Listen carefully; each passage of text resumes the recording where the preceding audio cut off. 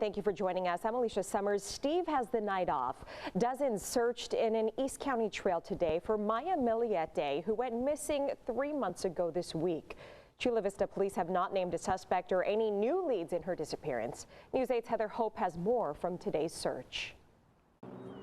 Yes, dozens showed up today in Balboa Park, a march for all San Diegans to stand up in solidarity against anti-Asian hate. The group Stop Asian Hate San Diego organized the march in response to a rash of violent and discriminatory acts against Asian Americans in recent months. Today, Congresswoman Sarah Jacobs took the Server for an Hour challenge at Ponce's Mexican restaurant in Kensington. It's all part of her effort to push Congress to end the sub-minimum wage for tipped workers. While California now has a $14 minimum wage for all workers, some states still have a tipped minimum wage as low as $2.13 an hour. It's been almost 24 hours since San Diego native Joe Musgrove made history for the Padres, pitching the franchise's first ever no-hitter, but fans are still living in that moment. That was 53 years in the making. And there was an outpouring of support on social media for Musgrove, who went to Grossmont High School along with tons of fans. Here's one exchange.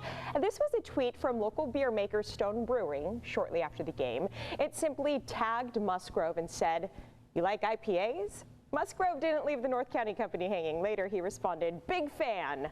We'll see if anything comes from that exchange. And here's a cute one from the San Diego Sheriff's Department. This one is the department's K-9 Milo showing off his skills. The tweet says he is prepping for the big leagues after watching the no-hitter.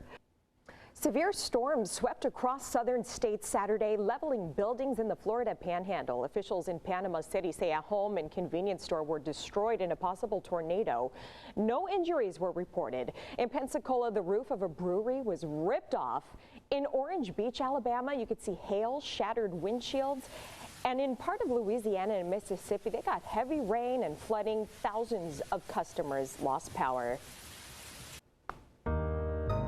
Oh, if only we could, take some of that pain away, take some of that flooding away, as we can afford it here, Sean. We really could use a little dose of rain. All right, time now to check in with Sean again, but this time it's for Cooking with Styles. And tonight you're serving up a dish that seems really fancy, but it's so easy to make. Well, for you, right, Sean? No, it is really easy. That looks really good.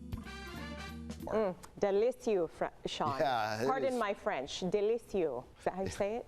Close enough. I'm going with it. It's delicious. And forget the kids. You had me at Cointreau. Yeah. Delicious. Thanks, Sean. You got it. Still ahead, have you received the first dose of the Pfizer COVID-19 vaccine and are struggling to make an appointment to receive your second dose? CAL FIRE might be able to help.